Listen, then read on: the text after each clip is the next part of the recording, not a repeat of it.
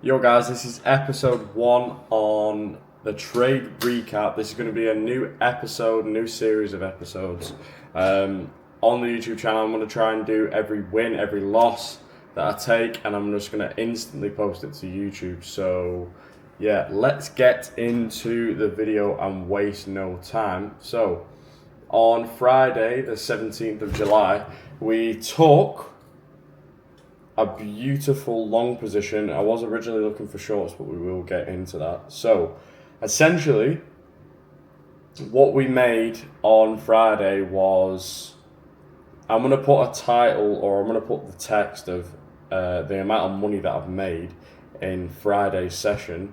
I'll just put it in the thumbnail of the video.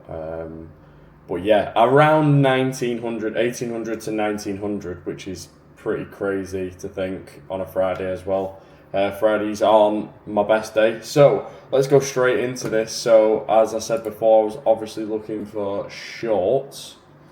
Just because I wanted price to come back into this zone here. I wanted him to come into this gap, come out, probably retest and then go back down. But that's not what happened at all. In fact, I actually traded up to that gap, which is pretty crazy. So, yeah, pretty much we haven't come back down to this zone since the start of June, 10th to 11th of June. So this area of price action, it's probably the only point of interest that I would actually want, especially going into market open and we only want a little scalp trade.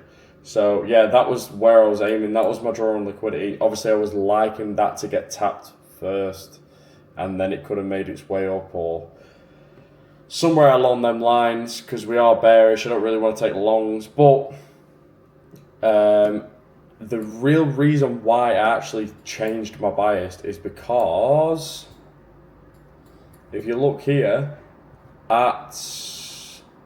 in the morning of Friday, we came so close to tapping that 1 hour gap, but we never did. We actually tapped the gap above. So I knew that if market opened before we tapped this 1 hour gap down here, I knew that that's where price would go, because you wouldn't, especially on the massive bearish move we've had down, you wouldn't want a massive move up after not sweeping or tapping into that 1 hour gap. So you wouldn't move all the way up before reaching this again and then going. So it was going to revisit this low here. So I knew that that's where price was going to go. So I actually took this on the 30-second, but everyone that took it live took it on the 1 minute, I'm pretty sure. So market opened. We had a bit of a manipulation, took out this high. I'm pretty sure we actually had an S&T at these highs. So I mean, you literally could have gotten short straight away to that gap. But I was waiting, obviously, just because you don't take a trade the first 5 minutes into market open doesn't mean that you've missed the trade for the day of where price is going to move. So yeah, we tapped this low. We tapped this 1 hour gap, revisited that low that we showed you earlier, and then here's where it gets a bit interesting, because we're like deep in the ball sacks of this FVG right now. So I was like, you've got to wait for a clear indication that price is going to reverse, otherwise we could just keep continuing down.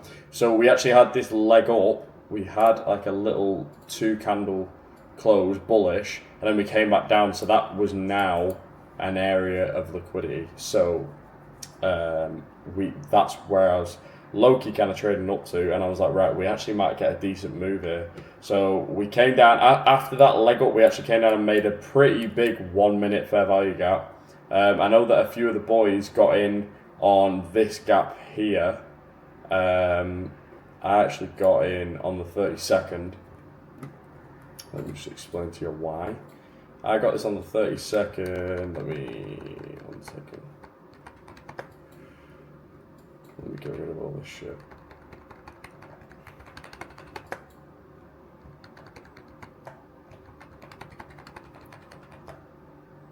Is it gonna work?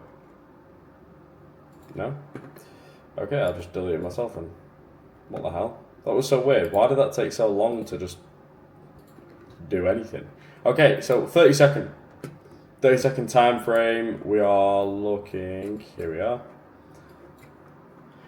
So we had a candle close above on the 30-second. We came back down, and then I'm guessing it was to fill this little order block here. Demands, I don't know.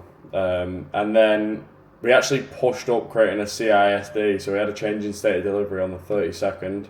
Candle close above, even though it was just above it. And then I was looking for a price what area we would tap back into before making the move back up. And it was this 30-second fair value gap here. So I knew we tapped in. I actually got in on literally the tapping of the 30-second, which was kind of crazy.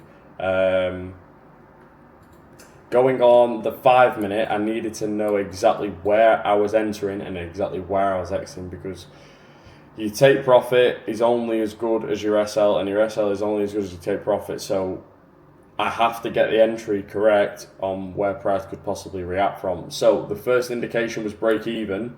We actually went break even at this first initial 5-minute fair value gap here, but there was an order block above on that swing high, and also there was a 5-minute here. So that was my very, very long TP.